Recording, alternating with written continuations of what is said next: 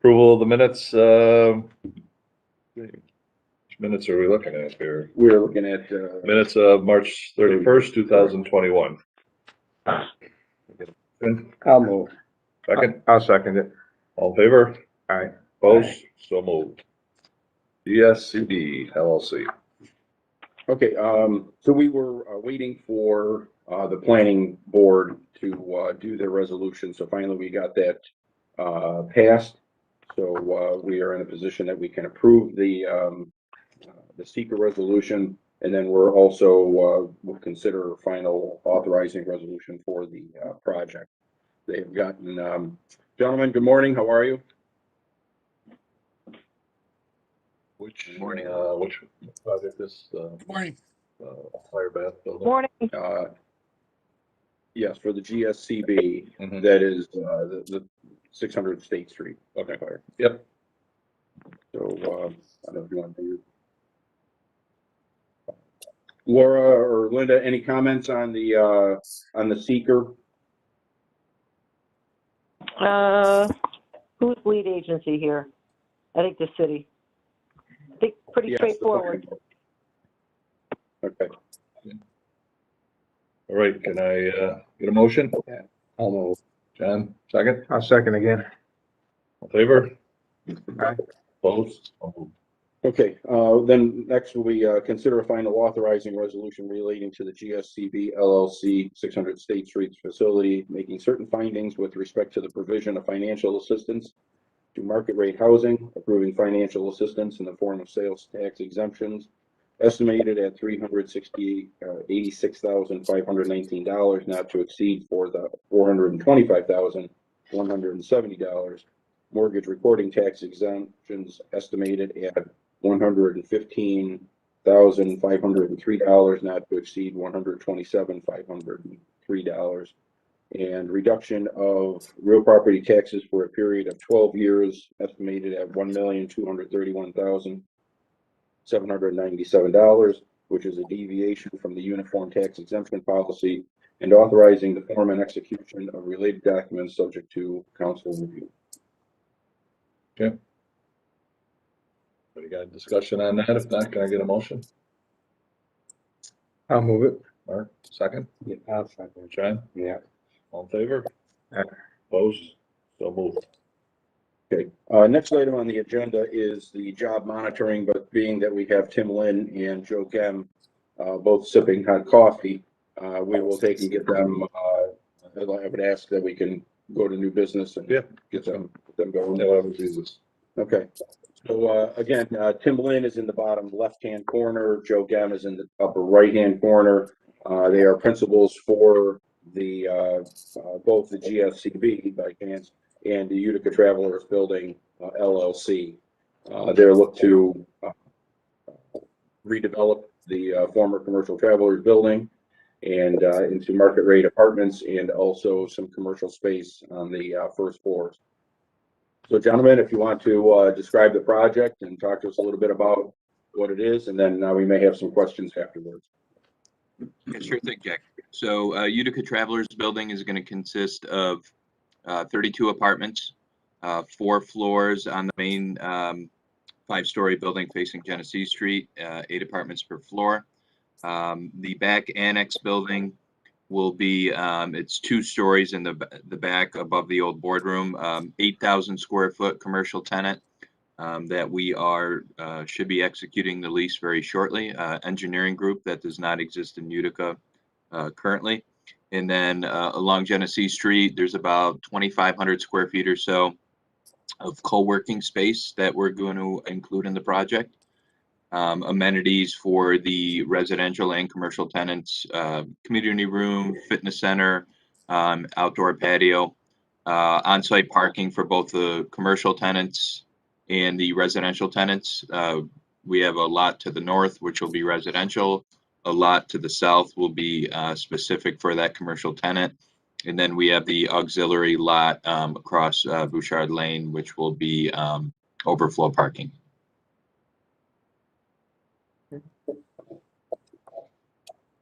Can you provide us with some time frames and, anticipated funding, the time frame, et cetera.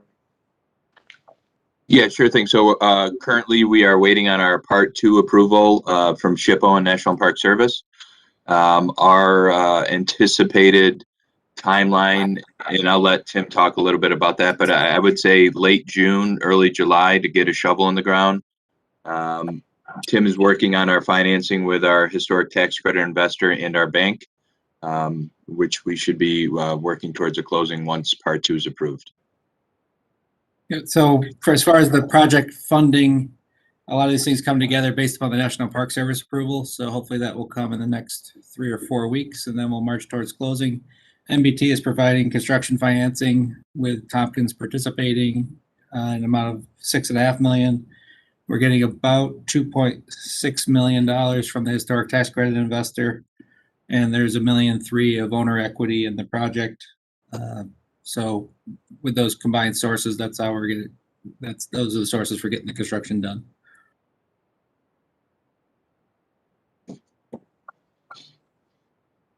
Can you tell us a little bit about the commercial tenant, the engineering group? Yeah, so I guess I can't probably disclose the name quite yet, but generally speaking, they're going to start with around 20 employees on site.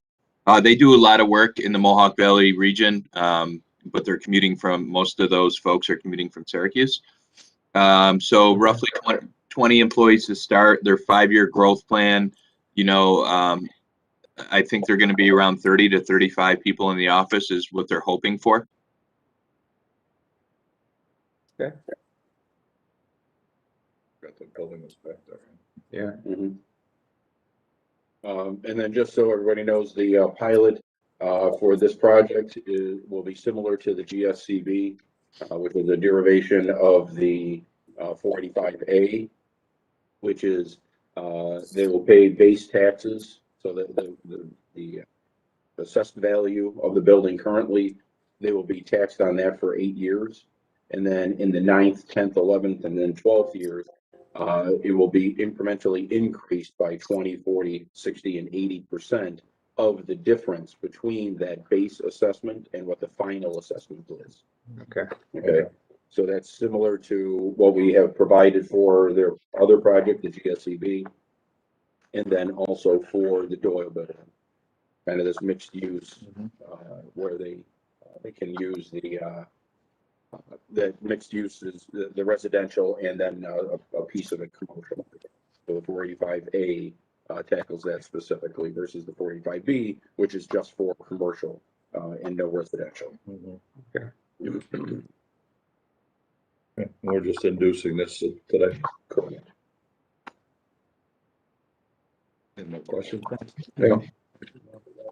Nat, can I get a motion to induce the Utica Travelers project? Yeah, I'll move it. Jen, second. I'll second it.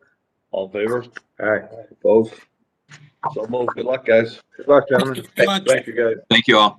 Do appreciate it. If you have any Take care. questions as we go forward, as you know, you never hesitate to call me, even on the weekends. Thank you, Jack. Take You're care. welcome, guys. Have a great day. You too. Sunday morning. Thanks. Who's the engineer? Oh, Brian here. No, King and King. no, No. Oh, God, I would have thought it was them. I'm not sure at this moment. Okay. I wonder if I'd want to. I wonder if I'd want to live that close to where I worked. Yeah. You know, It's the engineers here aren't, you could. the work's starting to dry up for the engineers around here, so I don't know. A lot of new construction, No, they're not that they're designing anymore, they're all kind of in their build-out phases. right. Maybe they see something that we don't, so. Yeah, obviously. Wouldn't be the first time for me.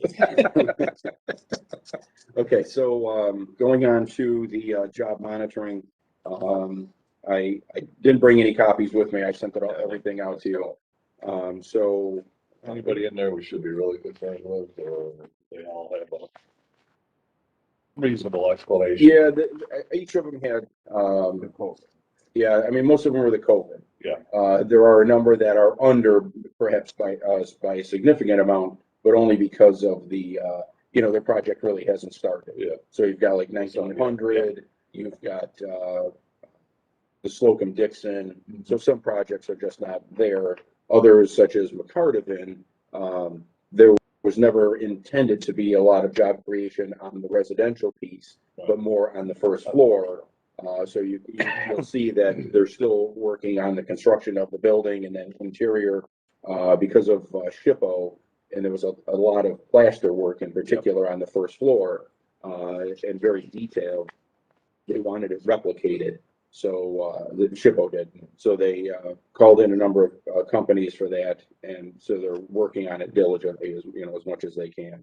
So they're, so again, some of the commercial end of projects is not there either. 268, Pezzolanella's building, the restaurant hasn't been opened.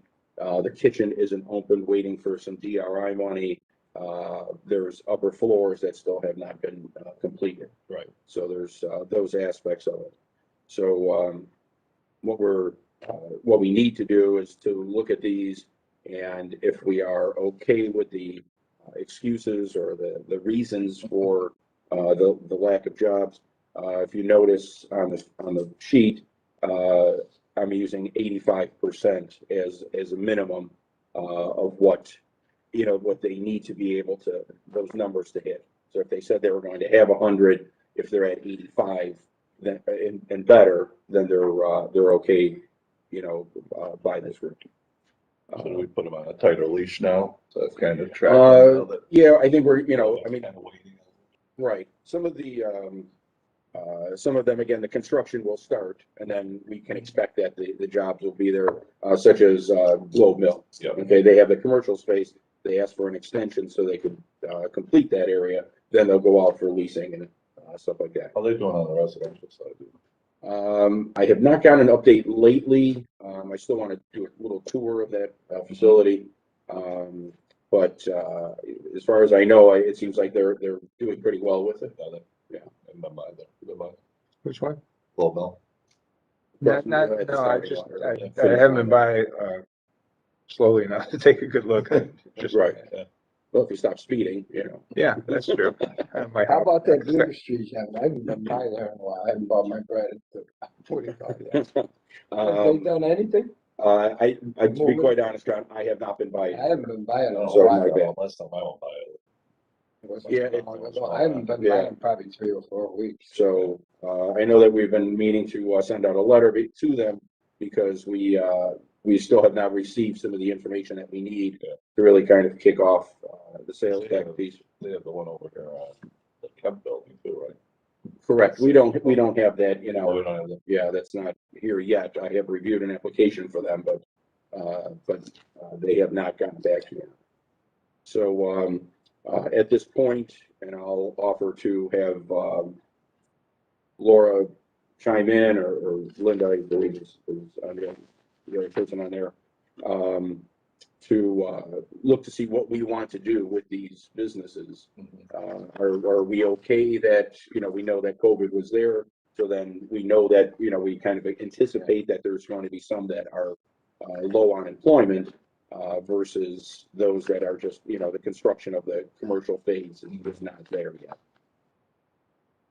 So, Laura, do you have any comments on that or Linda?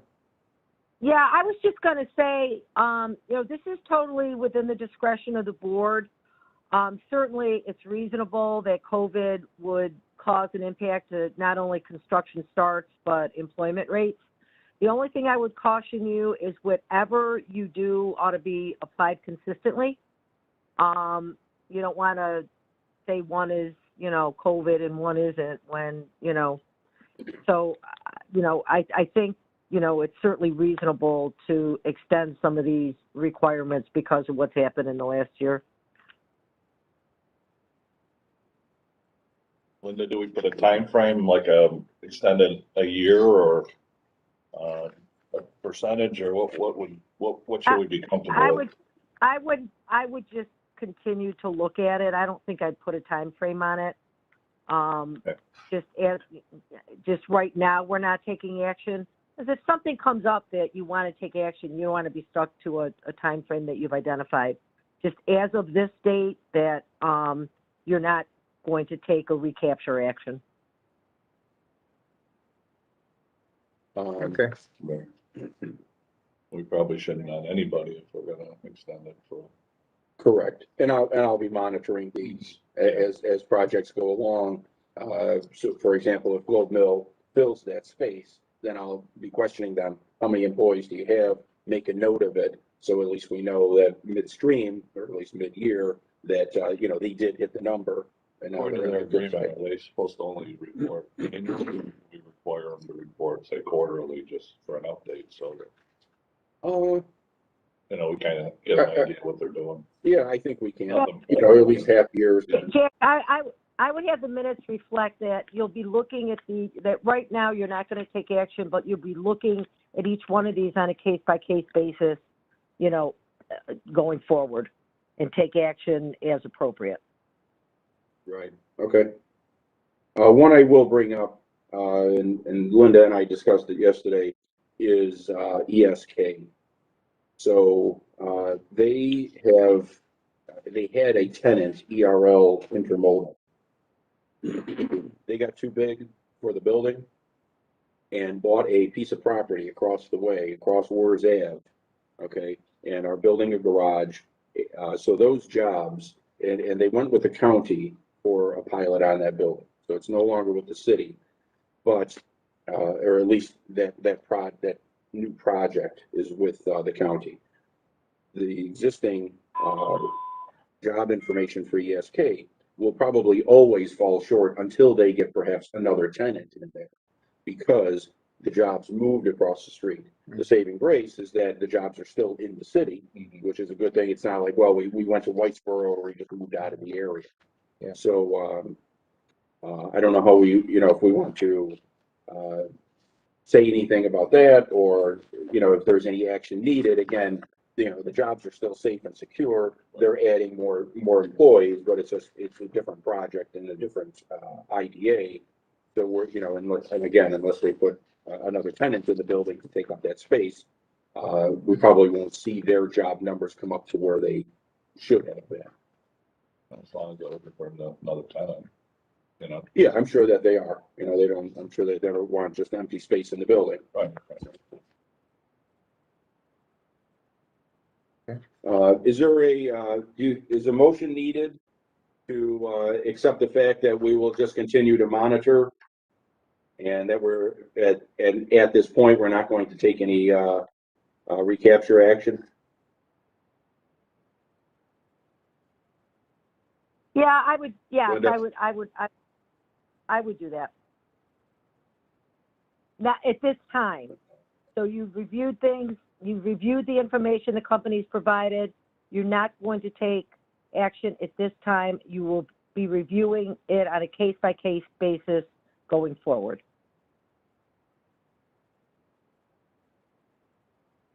For the motion, I'll move it. Sam, all right, I'll second it. all in favor? Aye. Opposed? So moved. Anything else, Jack? No, just to let you know, and again, I open it up to the group. The mid-year conference that is usually held in Cooperstown has been moved from May, which we would have been probably next week. Is the usual timeframe, to September 28th and 29th. So again, I open it up to the board. If there's anyone that wants to attend, you know, I'll make those arrangements and get that all going. There's people from around the state here. There are attorneys, there are accountants, there are engineer people, there are a lot of kind of your counterparts, along with economic developers. There's case studies that they go through, so you kind of learn how projects are developed and put together in other areas. So you know, it's a good time and some good knowledge to be shared. So you know, I always encourage everyone to you know, to take that trip on this. Any projects on the horizon? At this time, not really. I just, you know, it's just perhaps a small lull. We just, you know, passed one today. But some of the other projects that I have talked about have kind of fallen by the wayside and just either off the table completely or just still, we were looking at Hotel Street for a little bit, but I haven't heard anything back from that group. So right now I'm just kind of at monitoring and stuff like that. You got anything else? No, sir. Motion to adjourn? I'll move. I'll second. All in favor? Aye. Opposed? So moved. Thanks, Linda. Thank Thanks, you. Laura. Okay, guys. Thank you all. Okay, Do bye-bye. appreciate it. You have a great Thank day. you. Yep, take Thank care. you. everybody. Have a great day.